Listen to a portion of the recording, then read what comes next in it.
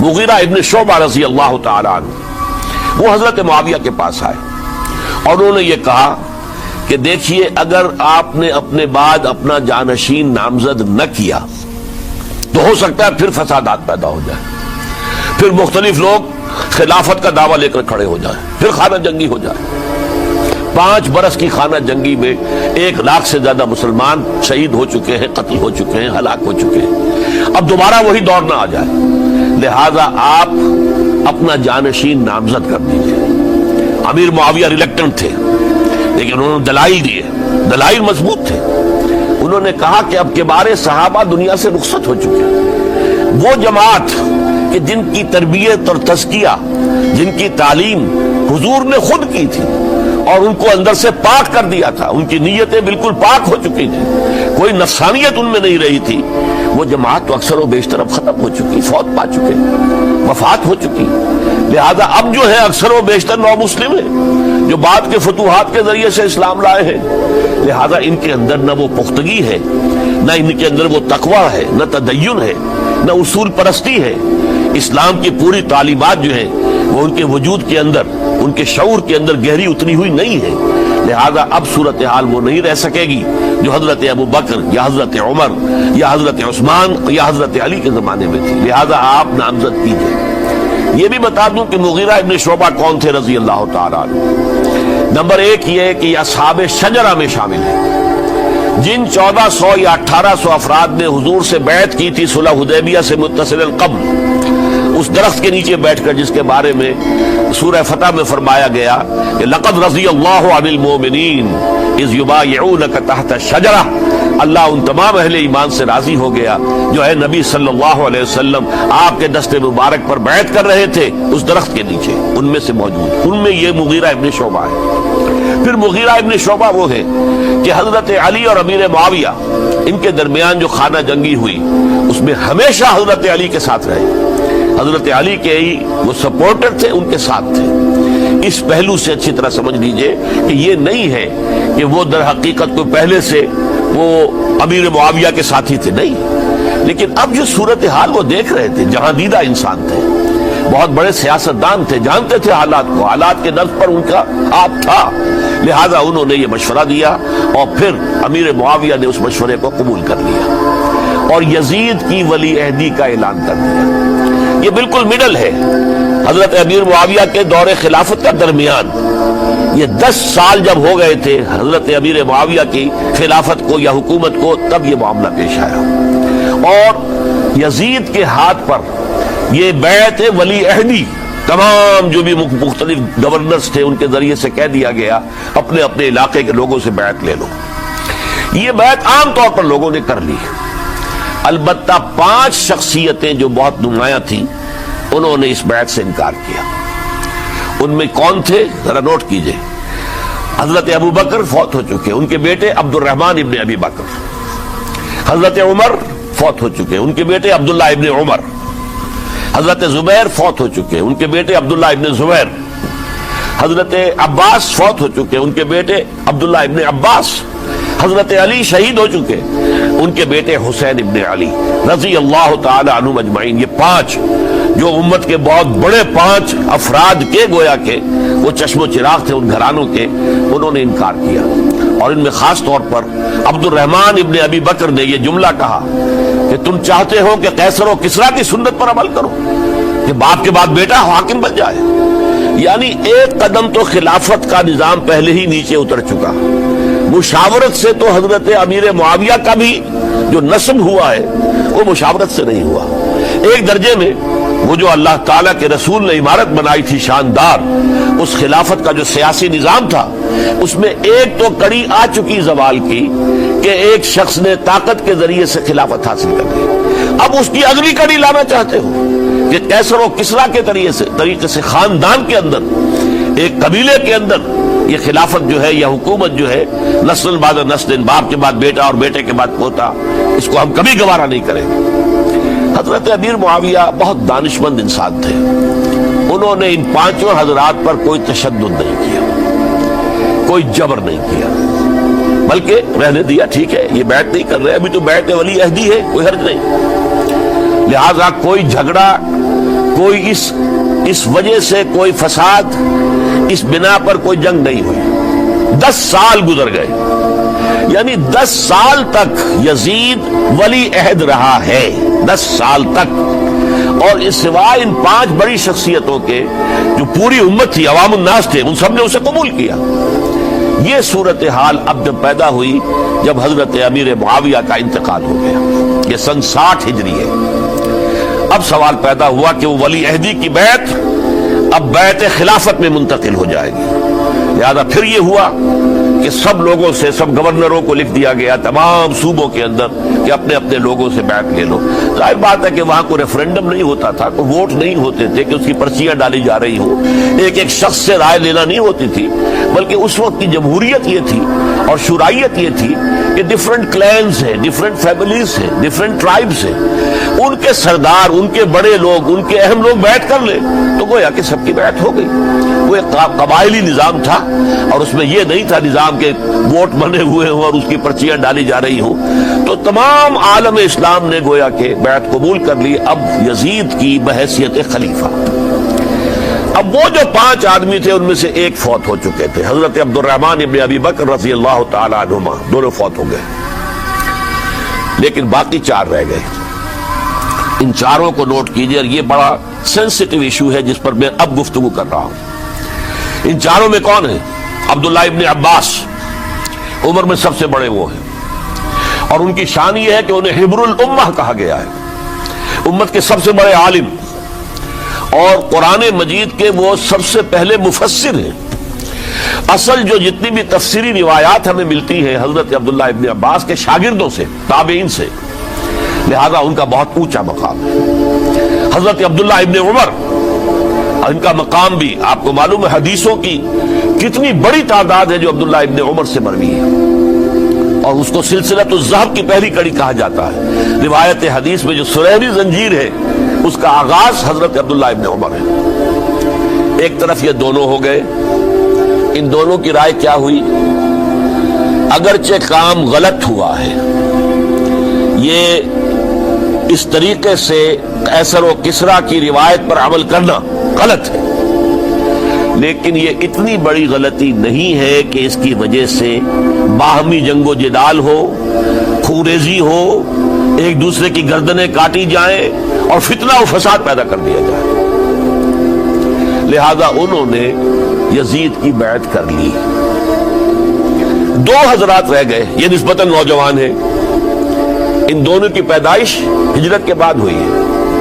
ہجرت کے بعد پہلا بچہ جو مہاجرین میں پیدا ہوا ہے وہ عبداللہ ابن زبیر ہے، بلکہ کچھ عرصے تک مہاجرین میں جب کوئی پیدائش نہیں ہوئی تو وہ مکے مدینہ کے منافقین نے کہنا شروع کر دیا تھا کہ یہ یہاں کے کمزور ہو گئے، نامرد ہو گئے، ان کی اولاد اب چلے گی نہیں۔ تو عبداللہ ابن زبیر جب پیدا ہوئے، اور آپ کو معلوم ہونا چاہیے وہ حضرت ابوبکر صدیق کے نواسے ہیں، حضرت عائشہ صدیقہ کے ہمشیرہ حضرت اسماء کے بیٹے ہیں عبداللہ ابن زبیر، اور زبیر بہت شجاع، بہت ہی بہادر انسان تھے۔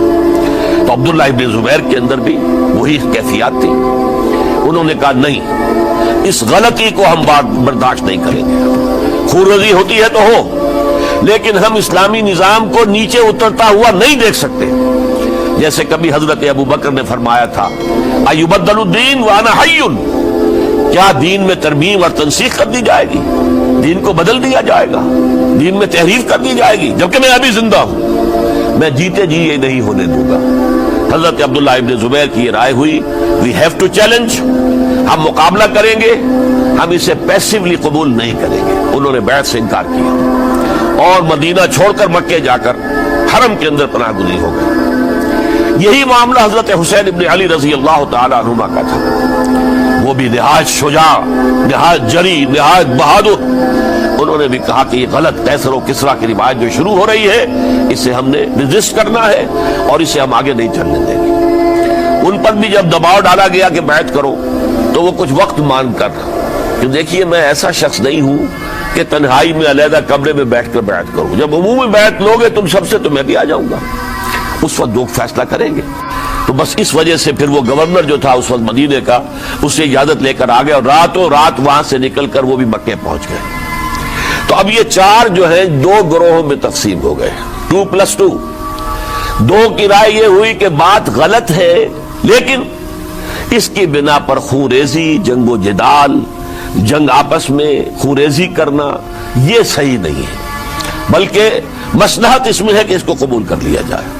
پھر اللہ تعالیٰ کو بہتر حالات پیدا کرے گا اس کے ذریعے سے، تعلیم کے ذریعے، تلقین کے ذریعے سے، جیسے نبی اکرم صلی اللہ علیہ وسلم نے اتنا عظیم انقلاب برپا کیا تھا۔ ہم کوشش کریں گے کہ نظام حکومت کی اصلاح ہو جائے، لیکن اس وقت اگر ہم اڑ گئے تو پھر گویا خون ریزی اور فساد اور باہمی جنگ ہے وہ شروع ہو جائے گا۔ اور دو حضرات کی رائے ہوئی کہ نہیں، ہمیں ہر صورت میں رجسٹ کرنا ہے، خون ریزی ہوتی ہے تو ہو، ہمیں جانیں دینی پڑتی ہے تو دیں گے، ہم شہادت قبول کریں گے، لیکن اس غلطی کو قبول نہیں کر سکتے۔ تو میں اس کے لیے عرض کر رہا ہوں، یہ تیسری شہادتوں کا جو دور شروع ہوا ہے، پہلا شہادتوں کا دور حضور کا دور، دین کو قائم کرنے کی جد و جہد میں جنہوں نے جانیں دی ہے۔ دوسرا دور اس دین کے خلاف جو کاؤنٹر ریولوشنری موومنٹس آئی ہے ان کو رفع کرنے کے لیے جانیں دینا، ہزاروں صحابہ کی جانیں اس میں بھی گئی ہیں، مسیلمہ ابن کذاب ہو یا مانعین زکوٰۃ ہو، ان کے خلاف جو جہاد ہوا۔ پھر ظاہر بات ہے کہ حضرت عثمان رضی اللہ تعالیٰ عنہ کے بعد جو فساد ہوا، وہ شہادتیں کیا تھی؟ اس دین کے نظام کو قائم رکھنے کے لیے، انٹیکٹ رہے، دشمن اس کے اندر رکھنے ڈالنے میں کامیاب نہ ہو جائے۔ اب تیسرا دور وہ آ رہا ہے کہ جبکہ داخلی طور پر اس نظام خلافت کے اندر زوال شروع ہو رہا ہے، اس زوال کو روکنے کے لیے کہ وہ اپنی اصل جو خلافت کا نظام اللہ نے اور اس کے رسول نے دیا ہے اس کی بنیاد پر قائم رہے، لہذا ہم ریزسٹ کریں گے اس تبدیلی کو اور میدان میں آ کر مقابلہ کریں گے۔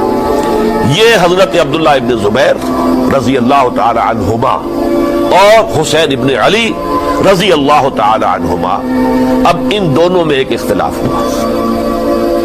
حضرت عبداللہ ابن زبیر کی رائے یہ تھی کہ یہ مکہ ہے، یہ اللہ کا گھر ہے، یہ حرم ہے، اور یہاں کے لوگ بہت سے برے اثرات سے ابھی تک بچے ہوئے ہیں، پاک ہیں، لہذا ہمیں یہاں رہنا چاہیے۔ اس کو مرکز بنا کر، ظاہر بات ہے اسی مکے سے محمد الرسول اللہ صلی اللہ علیہ وسلم نے دعوت شروع کی تھی، وہیں سے وہ پھیل کر جو ہے ایک عظیم انقلاب کی شکل اس نے اختیار کی تھی، ایک عظیم مملکت جو ہے حضور چھوڑ کر گئے تھے۔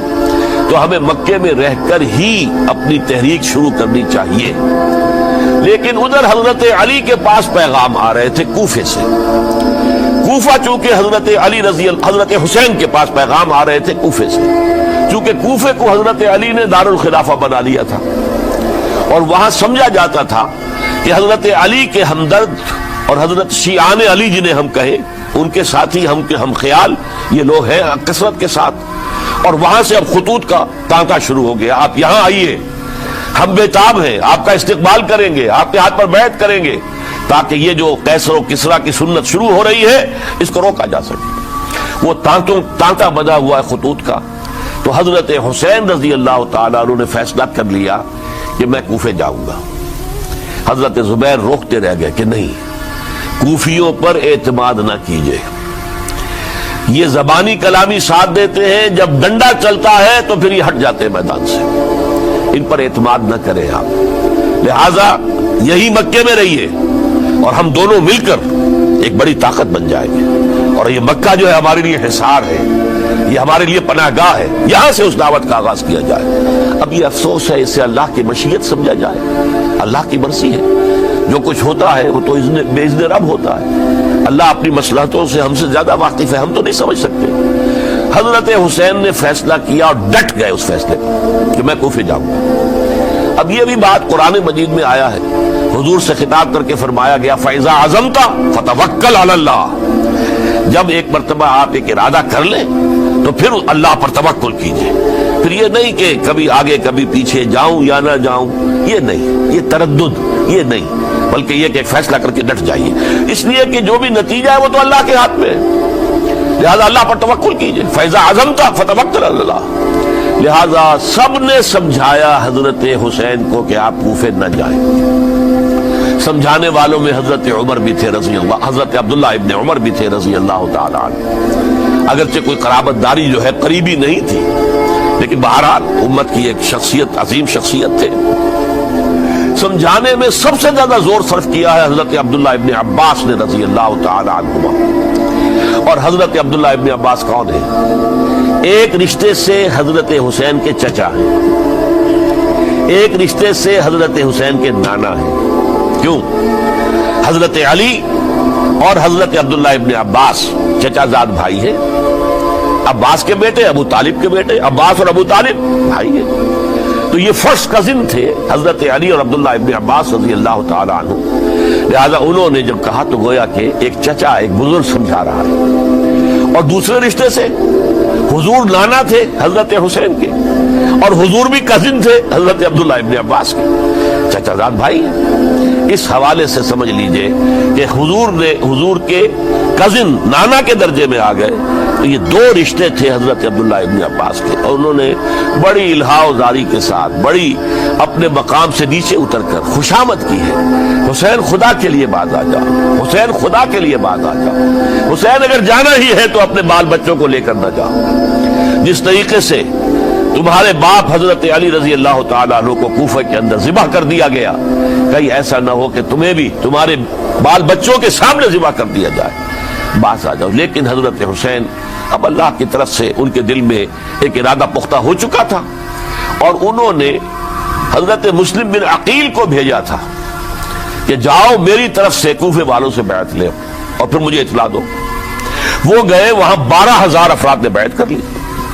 اب ان کا خط آ گیا کہ یہاں تو فضا بالکل ہموار ہے, اتنے لوگوں نے بیعت کی ہے, باقی بھی جیسے ہی آپ سامنے آ جائیں گے سب بیعت کر لیں گے.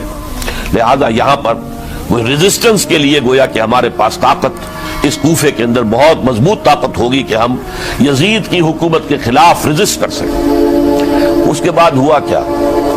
یزید نے عبید اللہ ابن زیاد کو گورنر بنا کر بھیج دیا.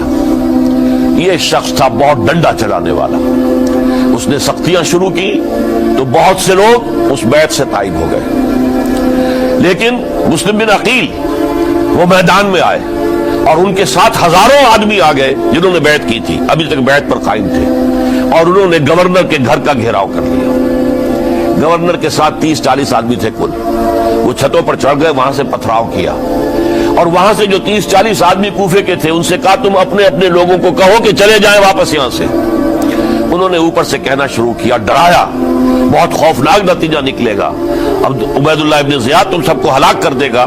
ایک ایک کر کے بھیڑ چھٹتی چلی گئی اور صرف چند افراد رہ گئے, اور اس کے نتیجے میں حضرت مسلم بن عقیل شہید کر دیے گئے. بلکہ ایک شخص حامی نے انہیں پناہ دی تھی کوفے میں, ان کو بھی قتل کر دیا گیا, شہید کر دیا گیا.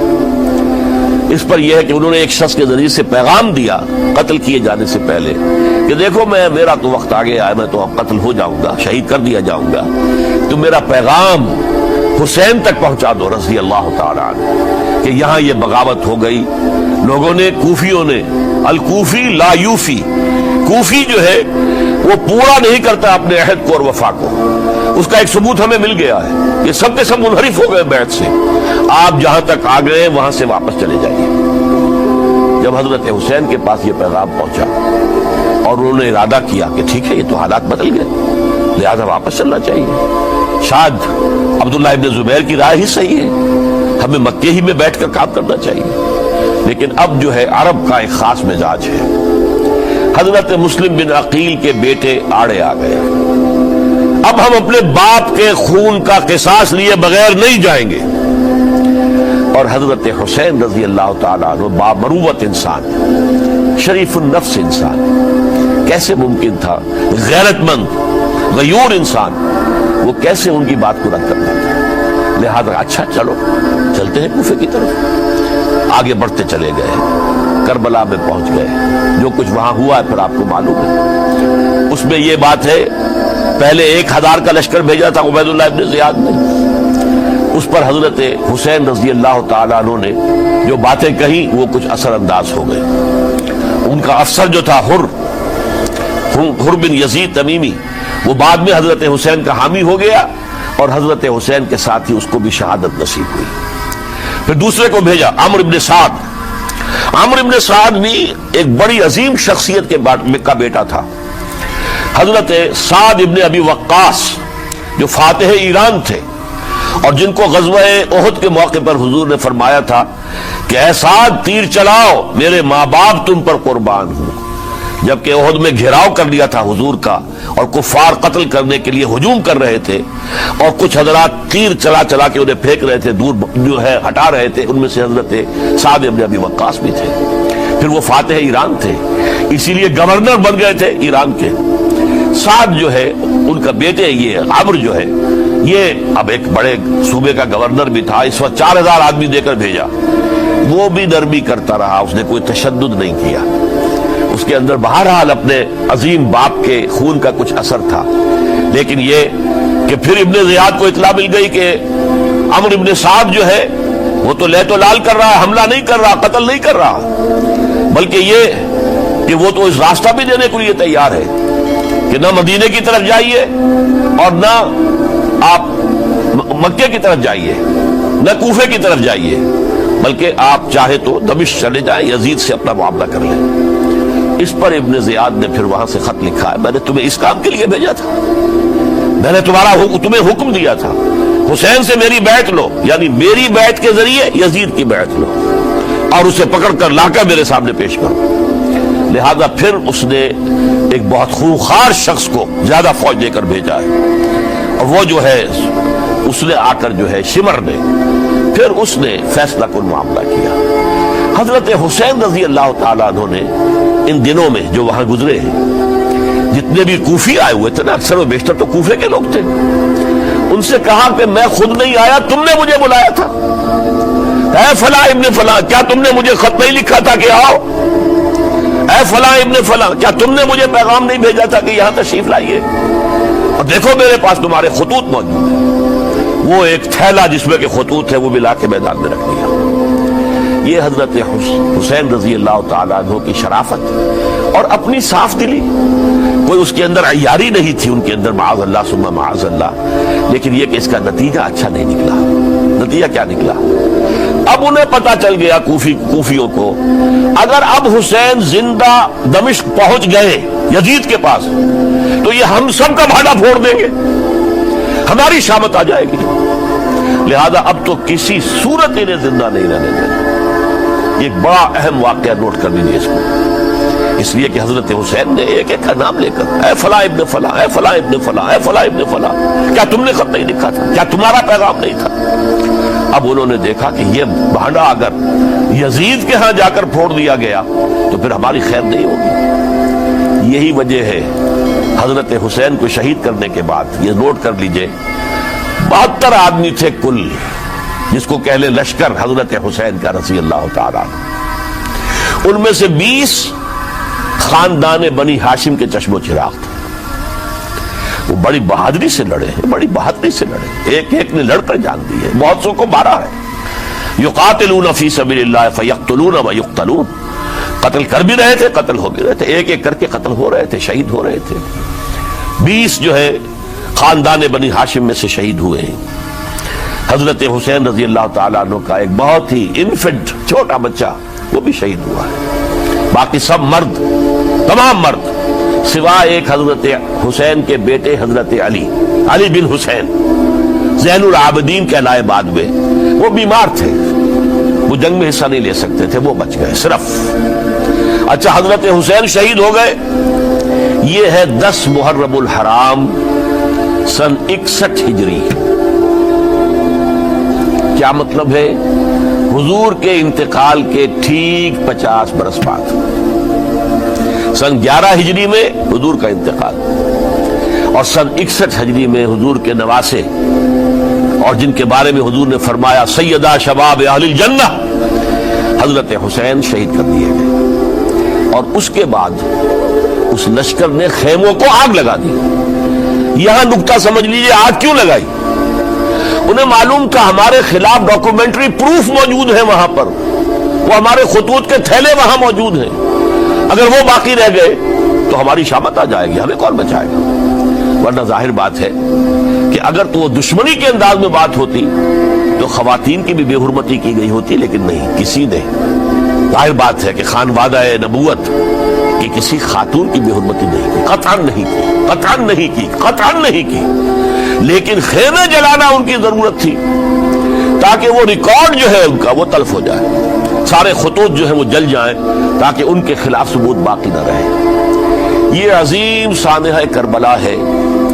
اب چونکہ یہ ہماری تاریخ کے ان واقعات میں سے ہے جس پر بہت کچھ اختلافات ہیں، مختلف گروہوں کی تعبیرات بہت مختلف ہیں۔ ایک طرف اہل تشیع کا اپنا بیان ہے، دوسری طرف اہل سنت کا ایک اجماعی بیان ہے، تیسری طرف کچھ ایسے لوگ پیدا ہو گئے جو حضرت حسین رضی اللہ تعالیٰ عنہ پر الزام لگا رہے ہیں اہل سنت میں سے کہ وہ تو حکومت کے طالب تھے، اقتدار کے خواہش مند تھے، واجب القتل تھے۔ معاذ اللہ ثم معاذ اللہ ثم معاذ اللہ۔ حضرت حسین اگرچہ صغار صحابہ میں سے تھے، یعنی حضور کی حیات طیبہ میں ابھی چھوٹے بچے تھے، لیکن ان کا شمار صحابہ میں ہے۔ اور پھر یہ وہ شخص ہے جو حضور کی گود میں کھیلا ہے، یہ وہ ہے جو حضور کے شانوں کے اوپر جس نے سواری کی ہے۔ علامہ اقبال نے جیسے حضرت اسماعیل کے لیے کہا ہے کہ وہ فیضان نظر تھا یا کہ مکتب کی کرامت تھی، سکھائے کس نے اسماعیل کو آداب فرزندی۔ ظاہر بات ہے حضرت اسماعیل کسی اسکول اور مدرسے دارالعلوم میں پڑھے نہیں تھے کہ وہاں پتہ چلتا کہ والد کا حق کیا ہے۔ یہ فیضان نصر تھا، ابراہیم کی نگاہ کا یہ فیضان تھا کہ بیٹے کے اندر وہ جذبہ پیدا ہوا کہ یا ابت افعل ما تؤمر، ابا جان جو خواب آپ دیکھ رہے ہیں اور جو حکم آپ کو اس خواب کے ذریعے مل رہا آپ کر گزریے، ستجدنی انشاءاللہ من الصابرین۔ تو اسماعیل کا معاملہ اگر یہ تھا فیضان نظر سے، تو حضرت اسماعیل تو حضرت ابراہیم کے پاس زیادہ رہے بھی نہیں، وہ تو مکے میں رہے۔ حضرت عثمان جو حضرت ابراہیم تو شام میں رہتے تھے، کبھی کبھی آ جاتے تھے، بس اس سے زیادہ معاملہ نہیں تھا۔ وہ فیضان نظر حضرت اسماعیل کو تھا، تو حضور صلی اللہ علیہ وسلم کا فیضان نظر کتنا ہوگا اس کا آپ اندازہ کیجئے۔ یہ کوئی جنگ اقتدار نہیں تھی، معاذ اللہ ثم معاذ اللہ ثم معاذ اللہ، بلکہ انہوں نے اپنا ایک فرض منصبی سمجھا ہے کہ میرے نانا کا لایا ہوا نظام اور اس کے اصول اب ٹوٹ رہے ہیں۔ جیسے حضرت ابو بکر کا قول میں نے آج بھی آپ کو سنایا، ایبدل الدین وانا حی، کیا دین میں ترمیم اور تنسیخ کی جائے گی، دین کی باتوں کو بدل دیا جائے گا جبکہ میں ابھی زندہ ہوں۔ اسی طریقے سے گویا کہ زبان حال سے حضرت حسین اور عبداللہ ابن زبیر رضی اللہ تعالی عنہم ان دونوں نے یہ فیصلہ کیا کہ ہم روکیں گے اس کو۔ آپ اختلاف کر سکتے ہیں کہ حضرت حسین کی رائے صحیح تھی یا حضرت عبداللہ ابن عباس کی رائے صحیح تھی، یہ کہہ سکتے ہیں آپ، لیکن کسی کی نیت پر حملہ نہیں کر سکتے۔ اسی طریقے سے بعض لوگ جو ہے حضرت عبداللہ ابن عباس، عبداللہ ابن عمر، ان کی نیتوں پر حملہ کرتے۔ ان کو تو یزید نے دولت سے خرید لیا تھا، معاذ اللہ ثم معاذ اللہ ثم معاذ اللہ۔ یہ دونوں جلیل القدر صحابہ ہیں، یہ تو صغار صحابہ میں سے نہیں ہے، یہ جوان تھے پورے حضور کے زمانے میں، جنگوں میں حصہ لیا ہے۔ حضرت عبداللہ ابن عمر نے، عبداللہ ابن عباس نے رضی اللہ تعالیٰ عنہما، انہیں کوئی رقم نہیں خرید سکتی تھی، کوئی دولت نہیں خرید سکتی تھی۔ جو رائے انہوں نے قائم کی دیانتاً قائم کی۔ اور ہمارے ہاں اصول یہ ہے کہ جب کوئی نئی صورتحال پیدا ہو جائے اور اجتہاد کی ضرورت پیش آ جائے اور پوری کوشش کر کے مجتہد اجتہاد کر رہا ہے، تو اگر اسے غلطی بھی ہو جائے، مجتہد مخطی خطا کار، اس کو بھی اکیرا ثواب ملتا ہے، اور مجتہد مصیب وہ مجتہد کے جس کی رائے صحیح، جس کا فیصلہ صحیح ہے، اسے دوہرا ثواب ملتا ہے۔ تو ان کے مابین ایک اختلاف رائے کا ہوا، اجتہاد کا ہوا۔ آیا یہ غلطی اتنی بڑی ہے کہ امت میں تفرقہ پیدا کیا جائے، امن و امان کو برباد کیا جائے، خوریزی کا بازار گرم کیا جائے، یا نہیں؟ دو کی رائے یہ ہوئی، ان کی مخلصانہ رائے تھی، ان کی دیانت دارانہ رائے تھی، ہم ان کی نیت پر حملہ نہیں کر سکتے، آپ اختلاف کرنا چاہیں تو کیجئے۔ اسی طرح حضرت عبداللہ ابن زبیر اور حضرت حسین ابن علی رضی اللہ تعالی عنہ، ظاہر بات ہے کہ ان کا بھی ایک اجتہادی رائے تھی کہ نہیں، یہ دین کے نظام کے اندر بہت بڑا رکھنا پڑ رہا ہے، یہ تو اب قیصر و کسریٰ کی سنت شروع ہو رہی ہے، یہ اسلام کے دین کے اوپر طریقہ نہیں، عمل نہیں ہو رہا ہے، تو ہم اسے اپنی جانوں کا نذرانہ دے کر بھی اسے روکیں گے۔ روکنے کی کوشش کریں گے، رکے نہ رکے ہم اپنی جانیں دے دیں گے۔ یہ بھی دیانت دارانہ رائے تھی، مخلصانہ رائے تھی، ان کی نیت پر کوئی حملہ کم سے کم اہل سنت والجماعت میں سے کسی شخص کو حق نہیں ہے۔ اس لیے کہ اہل سنت والجماعت کا کہنا یہ ہے الصحابۃ کلہم عدول، صحابہ جتنے بھی ہیں وہ سب کے سب عدول ہیں، ان میں بدنیتی نہیں آ سکتی، خطا ہو سکتی ہے۔ اہل سنت کے نزدیک معصومیت خاصہ نبوت ہے، نبوت ختم ہو گئی محمد الرسول اللہ صلی اللہ علیہ وسلم پر، آپ کے بعد معصوم کوئی نہیں، ابو بکر بھی معصوم نہیں، عمر بھی معصوم نہیں، عثمان بھی معصوم نہیں، علی بھی معصوم نہیں رضی اللہ تعالیٰ عنہ اجمعین۔ تو معصوم کون ہوگا؟ عبداللہ ابن عباس بھی معصوم نہیں، عبداللہ ابن زبیر بھی جو ہے معصوم نہیں، حسین ابن علی بھی معصوم نہیں، اسی طریقے سے عبداللہ ابن عمر، عبداللہ ابن زبیر کوئی معصوم نہیں۔ انہوں نے اپنی رائے قائم کی ہے، اس پر عمل کیا ہے دیانت دارانہ سنسیریٹی کے ساتھ، اور ان کے لیے اللہ تعالیٰ کے ہاں ہر طرح کا اجر و ثواب ہے سب کے لیے۔ حضرت عبداللہ ابن زبیر کی رائے اس اعتبار سے بہتر ثابت ہوئی، انہوں نے مکے میں پھر حکومت قائم کی، 9 برس تک ان کی حکومت قائم رہی، بنو امیہ ختم نہیں کر سکے اسے۔ سن 73 میں جا کر ان کی شہادت ہوئی ہے، اور ایک مرحلہ تو وہ بھی آیا تھا کہ شام اور مصر کی دونوں صوبے جو ہیں وہ بھی ان کے تحت آ گئے تھے۔ تو واقعہ یہ ہے کہ اگرچہ حضور نے ہمیں منع کیا ہے کہ کبھی یہ نہ کہا کرو کہ ایسا ہوتا تو ایسا ہو جاتا، نہیں، جو ہوا اللہ کی مرضی سے ہوا، اللہ کے اذن سے ہوا۔ حدیث کے الفاظ ہے ان کلمۃ اللہ تفتح عمل الشیطان، یہ جو لو کاش یہ ہو جاتا، کاش یوں ہو جاتا تو بڑے اچھے نتیجے نکلتے، یہاں سے شیطان کا عمل شروع ہو جاتا۔